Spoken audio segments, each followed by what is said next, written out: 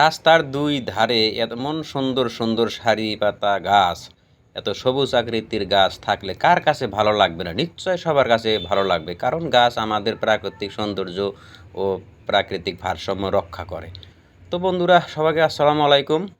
আশা করি সবাই ভালো আছেন, সুস্থ আছেন। আপনাদের সবারই সুস্থ কামনা নিয়ে এই ভিডিওটা উপস্থাপন করব আমি।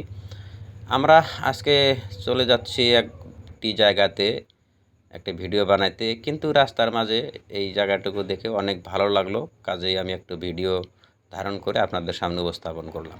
তো প্রথমে এই জায়গাটুকু জানানো যাক। এটি একটি গ্রাম্য রাস্তা। এটা আমাদের ধুবড়ী জেলার শালকোচা আরক্ষী চক্রের অন্তর্গত।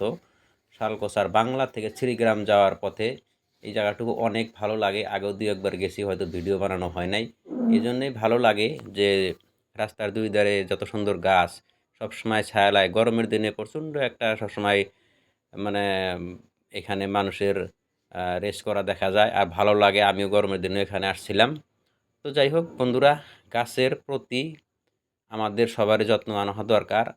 আমি এই ভিডিওর মাধ্যমে সব বন্ধুদের কাছে একটু অনুরোধ রাখবো, আপনাদের যে যে এলাকায় আছেন, বিশেষ করে গ্রাম অঞ্চলে সব গ্রামের পাশে যেন এমনও গাছের সারি পাতা একটা পরিবেশ সৃষ্টি করে। সবাই সেই জন্য একটু যত্ন নেবেন। নিশ্চয় কার যত্নের প্রচেষ্টা এরকম হবে সেটা কেউ বলতে পারবে না, কারণ গাছের যে গুণ সেটা কেউ অস্বীকার করতে পারবে না। গাছের থেকে আমরা অক্সিজেন পাই। গাছ থাকলে সেই জায়গায় প্রাকৃতিক পরিবেশ ভালো থাকে, উষ্ণতা কম থাকে, অনেক গুণ থাকে। এখানে দেখতেও কতটা ভালো লাগে। তো যাই হোক, এই জায়গাটাও আসলেতেই মানে একটু ভালো জায়গা, দেখার মতো জায়গা।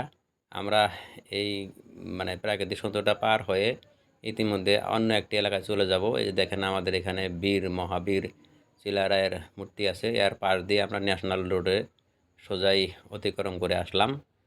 তো আশা করি সবাই ভিডিওটা একটু দেখবেন।